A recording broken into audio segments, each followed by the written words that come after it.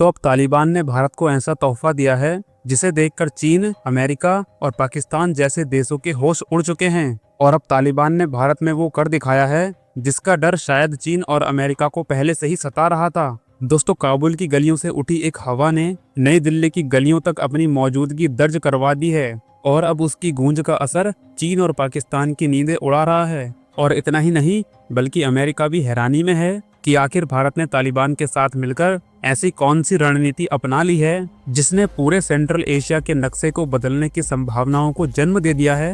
दोस्तों, हम उसी तालिबान की बात कर रहे हैं जो कभी अपने ही पड़ोसी पाकिस्तान का समर्थन पाने के लिए संघर्ष करता था, आज उसी पाकिस्तान के खिलाफ अपनी ताकत दिखा रहा है और भारत के साथ मिलकर ऐसा ऐलान कर रहा है जिसने न केवल अफगानिस्तान के व्यापार को नया रास्ता दिया है बल्कि चीन और अमेरिका को भी सोचने पर मजबूर कर दिया है। तो आखिर तालिबान ने भारत को वह कौन सा ब्रह्मास्त्र दिया है जिसे देखकर चीन, अमेरिका और पाकिस्तान जैसे देश हैरान हो चुके हैं। आइए इस पूरी खबर को जानते हैं आज की इस वीडियो में। लेकिन आगे बढ़ने से पहले अगर आप भी ये चाहते हैं कि भारत पाकिस्तान को एक बार अच्छे से सबक सिखा दे तो कमेंट बॉक्स में जय हिंद जरूर लिख दीजिए। तो चलिए आज की इस वीडियो को शुरू करते हैं। दोस्तों, सबसे पहले आपको बता दें, पिछले कई सालों से जो चीन अफगानिस्तान के खरबों डॉलर के खजाने पर नजरें गड़ाए बैठा था और तालिबान को अपने जाल में फंसाने की कोशिश कर रहा था, आज उसका हर कदम उल्टा पड़ चुका है। इसके अलावा अमेरिका भी यह सब देखकर हैरान हो गया है कि जिस तालिबान को वह अपना दुश्मन मानता था,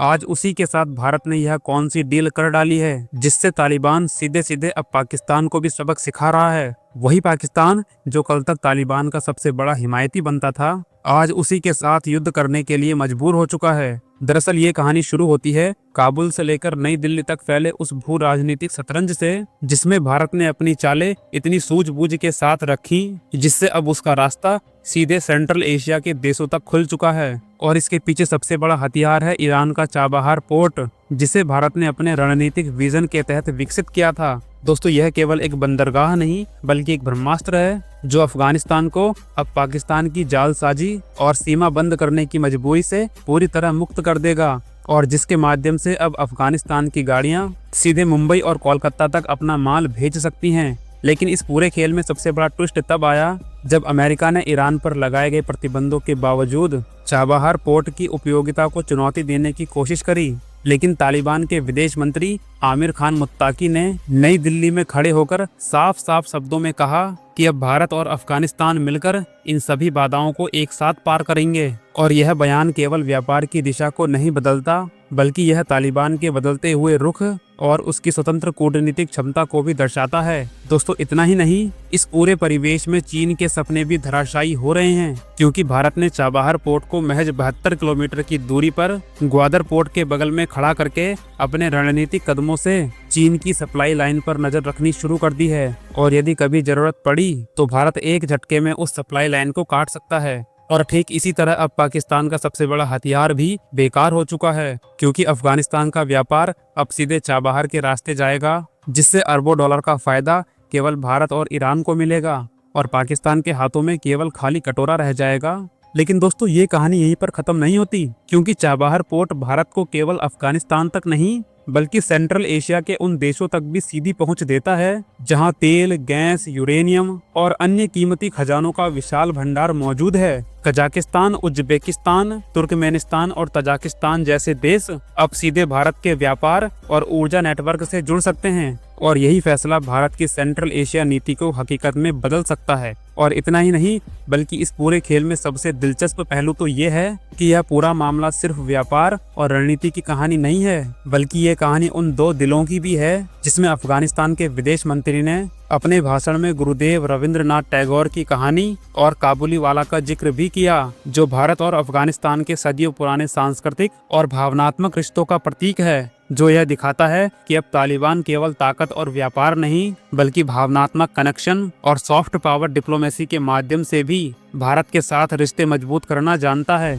दोस्तों, अब इसके प्रभाव भी सामने आ रहे हैं क्योंकि इस साल अफगानिस्तान के सूखे मेवों का निर्यात बढ़कर 222 मिलियन डॉलर तक पहुंच गया है जिसमें भारत सबसे बड़ा खरीदार है। और अब चाबहार पोर्ट के पूरा होने के बाद यह निर्यात बिना किसी रुकावट के सीधे भारतीय बाजारों तक पहुंचाया जाएगा। और यही भारत की नई सॉफ्ट पावर डिप्लोमेसी है जो मिसाइल और हथियारों के दम पर नहीं बल्कि रिश्तों और रणनीति के साथ दुनिया जीतती है। आज अफगानिस्तान जैसा देश पाकिस्तान और चीन को दरकिनार करके भारत के साथ खड़ा हो चुका है और अब चाबहार पोर्ट केवल व्यापार का रास्ता नहीं बल्कि भारत की आर्थिक और रणनीतिक ताकत का प्रतीक बन चुका है। और ये वही रणनीति है जिसने पाकिस्तान और चीन के पुराने सपनों को चाबहार के चक्रव्यूह में फंसा दिया है और भारत ने केवल एक ही चाल में अपने दोनों दुश्मनों को मात दे दी है। और इस पूरे घटनाक्रम से यह स्पष्ट होता है कि अब भारत केवल दक्षिण एशिया का नहीं बल्कि पूरे यूरेशिया का नया खिलाड़ी बनकर उभर रहा है। अब यहाँ पर सबसे बड़ा सवाल ये आता है, क्या चाबहार पोर्ट केवल व्यापार का नया रास्ता बनेगा या फिर भारत को सेंट्रल एशिया का नया किंग मेकर बनाएगा?